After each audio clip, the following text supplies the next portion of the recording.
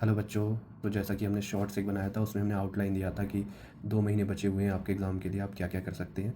तो ये detail video है, अब उसमें बताते हैं आपको क्या क्या करना है। ठीक है, सबसे ज़रूरी चीज़, अगर किसी भी बच्चे के मार्क्स अच्छे आ रहे हैं, 650 या 600 प्लस मार्क्स आ रहे हैं, तो वो पढ़ता रहे, किसी की कोई वीडियो नहीं देखे, कहीं भी वो उसको डिस्ट्रैक्ट होने की ज़रूरत नहीं है। सबकी अलग अलग स्ट्रेटजी होती है, सबका अपना अपना तरीका होता है। अगर आपका तरीका आप पर काम कर रहा है तो वो सबसे बेस्ट है आपके लिए। आप किसी की नहीं सुने और आप अपने तरीके के अकॉर्डिंग फॉलो करते जाएँ।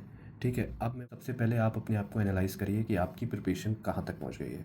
उसके लिए आप अगर किसी कोचिंग का टेस्ट देते हो या आप खुद एक मॉक टेस्ट दीजिए, उसमें देखिए आपके कितने मार्क्स आ रहे हैं। जितने मार्क्स आते होंगे उस हिसाब से आपको एक स्टडी प्लान तैयार करना है और उस पे स्ट्रिक्टली फॉलो करना है, और वो मतलब प्रैक्टिकली फिजिबल हो, ऐसा नहीं हो। तो अगर आप मान लीजिए 8 घंटे पढ़ रहे हैं, अगर आपकी कोचिंग नहीं है तो आप 6 से 8 घंटे तो पढ़ेंगे ही। वेरी करता है person to person, student to student, कोई 12 घंटे भी पढ़ता होगा। अगर आप 10-12 घंटे नहीं पढ़ पा रहे हैं तो आपको डरने की ज़रूरत नहीं है। ठीक है, कोई 6 घंटे भी पढ़ता है, कोई 4 घंटे भी पढ़ता है, कोई 15 घंटे पढ़ के भी सेलेक्ट नहीं हो पाता है। तो सबका अपना अपना अलग पोटेंशियल होता है, आपको अपने ऊपर कॉन्फिडेंस रहना है। ठीक है, जब मैं तैयारी करता था तो मैं भी 4 से 6 घंटे वाला स्टूडेंट था, और मैं अभी आरएमएल में हूँ। ठीक है, लोगों का अभी अगर सिलेबस नहीं कंप्लीट है, जिन लोगों का सिलेबस कंप्लीट नहीं है, कुछ चीज़ें रह गई हैं, लगभग ऑलमोस्ट सारी कोचिंगों में सिलेबस कंप्लीट होने वाला होगा। नहीं हुआ होगा तो एक आध हफ्ते में हो जाएगा। तो अगर आपका सिलेबस कंप्लीट नहीं है तो सब सिलेबस कंप्लीट करें, साथ में टेस्ट दें और प्रैक्टिस करें। ठीक है, क्वेश्चन प्रैक्टिस करें और रिवीजन करें, ये सारी चीज़ें एक साथ लेके चलना है।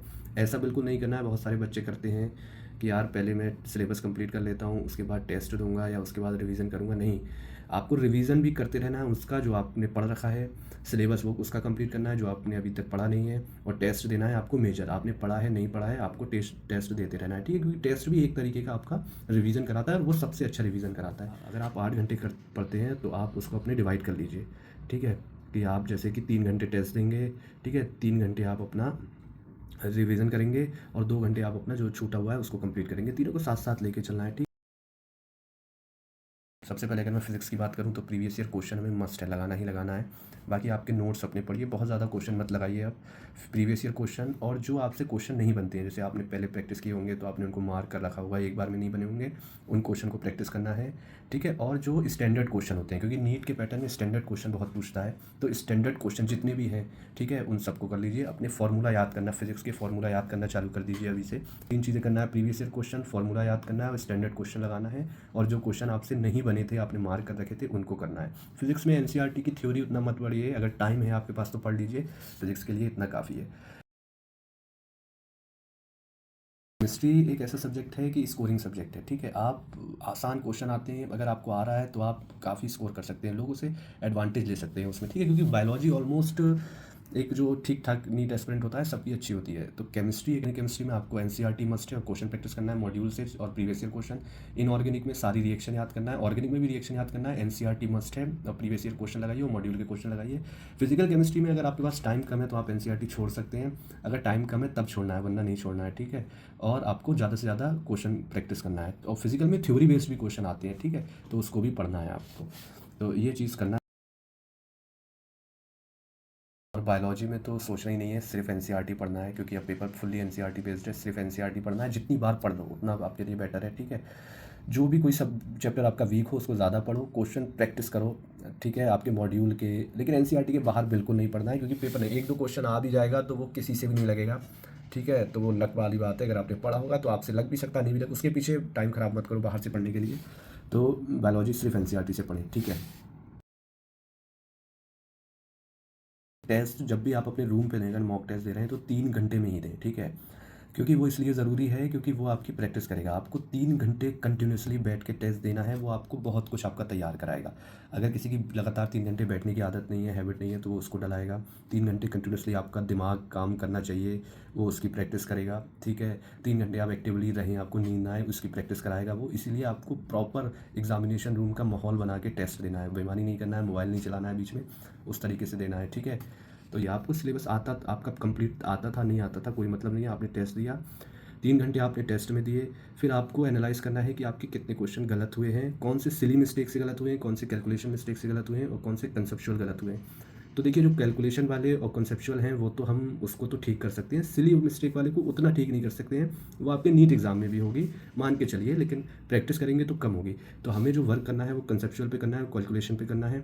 अगर कंसेप्चुअल हमारे क्वेश्चन बार बार सेम टॉपिक के गलत हो रहे हैं तो हमें उस टॉपिक को जाके नोट से किसी वीडियो से देख के हमें पढ़ना है और उसको अच्छे से रिवाइज़ करना है, ठीक है। और अगर हमारे कैलकुलेशन मिस्टेक है तो वो प्रैक्टिस करते करते हल्के हल्के जैसे जैसे एग्जाम आएगा आपकी प्रैक्टिस अच्छी हो जाएगी, वो चीज़ आपकी कंप्लीट हो जाएगी। तो आपको बिल्कुल भी नहीं घबराना है कि अरे मेरे दोस्त के 650-700 नंबर आ रहे हैं, मेरे नहीं आ रहे हैं। आपका स्ट्रेटजी, अब भी आपकी स्ट्रेटजी ठीक रहेगी तो अब भी आप वहाँ तक पहुँच जाएंगे, ठीक है। इस तरीके से आपको टेस्ट देना है, टेस्ट दे के एनालाइज ज़रूर करना है, वरना उसका कोई फ़ायदा नहीं है। अक्सर लोग करते हैं, टेस्ट देते हैं, उसको एनालाइज नहीं करते हैं, उसका कोई फ़ायदा नहीं है। आपको एनालाइज करना ज़रूरी है। अब जो मार्क्स ना बढ़ने का एक रीज़न ये होता है, हमें देखिए हमारा सिलेबस बहुत बल्क है।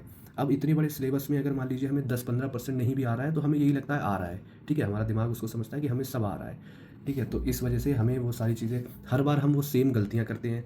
क्वेश्चन जब हम टेस्ट देते हैं कभी भी, तो हमसे सेम टाइप के कंसेप्ट वाले क्वेश्चन नहीं लगते हैं और वो सेम रिपीट होती जाती है, तो मार्क्स ऑब्वियसली उतने ही रहेंगे क्योंकि हमने कुछ नया गेन नहीं किया है। तो हमें नया सीखने के लिए हमें नया पढ़ना पड़ेगा और उस पर अगर वो वीक है, वो पढ़ा हुआ है, तब हमें उसके अच्छे से उसको रिवीजन करना पड़ेगा, ठीक है। तो ये सारी चीज़ें ज़रूरी है। अब ध्यान, अगर अभी अभी भी आप बहुत सीरियस नहीं हो तो सीरियस हो जाओ, ठीक है। सुबह उठो, सबसे ज़रूरी चीज़ है, आप अगर सुबह उठ के ही पढ़ने लगते हैं, आपने सुबह उठा और आपने सुबह उठ के पढ़ने लग गए, तो वो एक आपको बहुत अच्छा फील आएगा कि यार आज मैंने पढ़ा है, मेरा टाइम ख़राब नहीं गया है। आपका पूरा दिन अच्छा जाएगा। अगर आपने अपना सुबह ही ख़राब कर दिया तो फिर आपको ये लगेगा कि चलो आज का दिन तो चला गया है, कल से पढ़ूंगा। इसीलिए ये आदत बना लो कि सुबह उठ के ज़रूर पढ़ो, भले ही थोड़ा पढ़ो लेकिन पढ़ लोगे तो वो एक आपको किक मिल जाएगा, आप पूरा दिन पढ़ेंगे उससे। किसी की भी मत सुनो, सबका अपना अपना पोटेंशियल होता है, कोई कम पढ़ के सेलेक्ट हो जाता है, कोई बहुत पढ़ के उतनी अच्छी रैंक नहीं लेके आता है। अपने आप पे भरोसा रखो, ठीक है, ये आपको करना है। बहुत इंपॉर्टेंट सी चीज़ कि आप अपने खुद के शॉर्ट नोट्स बनाइए, बहुत ज़्यादा शॉर्ट, मतलब हर चैप्टर एक पेज में आ जाना चाहिए, वो चाहे फिजिक्स का हो, केमिस्ट्री का हो, बायोलॉजी का हो, ठीक है। फिजिक्स में क्या करिए, क्वेश्चन जो फॉर्मूले हैं वो लिखिए, ठीक है। जो आपको याद नहीं होते हैं, जो चीज़ याद है उसको शॉर्ट नोट्स में नहीं लिखते हैं, जो चीज़ आपको याद नहीं होती है लेकिन इंपॉर्टेंट है, उनको याद करना है, तो वो एक पेज पे लिखिए, ठीक है। उसमें फिजिक्स में जैसे फॉर्मूले हो गए, ठीक है, और कोई भी एक ऐसा पॉइंट है जो आप बार बार भूलते हैं उसको लिखना है, ठीक है। केमिस्ट्री में भी ऐसी करना है, जैसे केमिस्ट्री में ऑर्गेनिक में आपको लग रहा है कि ये रिएक्शन मुझसे याद नहीं होती है, बार बार भूल जाता हूँ, उनको लिखना है, ठीक है। उन सारी रिएक्शनों को लिखना है या उन सारे ट्रेंड को लिखना है, पीरियोडिक ट्रेंड को लिखना है जो आप बार बार भूल जाते हैं या कोई एक्सेप्शन है उनको लिखना है।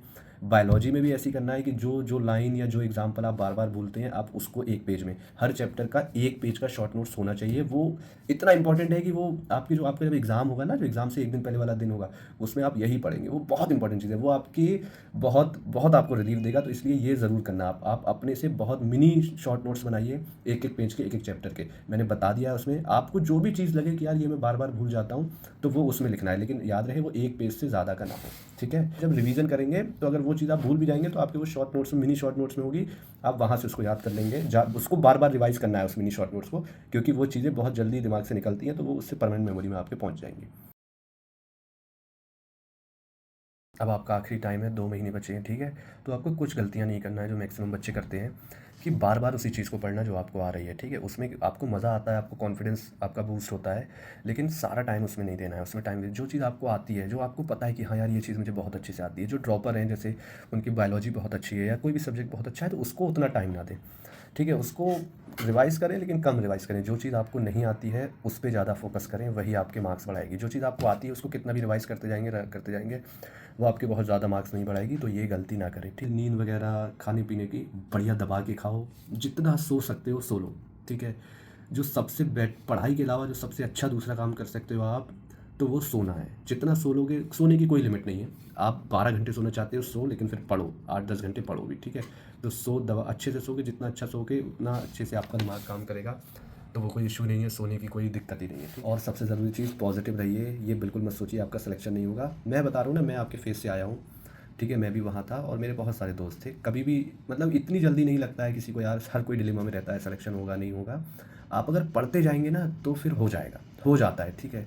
हो जाता है, सबका होता है, आपका भी हो जाएगा। आपको पॉजिटिव रहना बहुत ज़रूरी है, ठीक है। आप एक कॉज के लिए पढ़ रहे हैं, आपको वो दिमाग में सोचना है कि साला डॉक्टर बनना है, उसके लिए आपको पढ़ते रहना है, ठीक है। कुछ भी नहीं सोचना है उधर, ये बच्चों का ही होता है, स्टूडेंट का ही होता है, आप जैसे लोगों का ही होता है, ठीक है। इसीलिए पॉजिटिव रहना आपका बहुत ज़रूरी है। अगर आप सोचेंगे सिलेक्शन नहीं होगा तो आपके पढ़ेंगे भी दिमाग में नहीं जाएगा, कोई मतलब नहीं है। इसीलिए सिलेक्शन के लिए पढ़िए, ठीक है। All the best.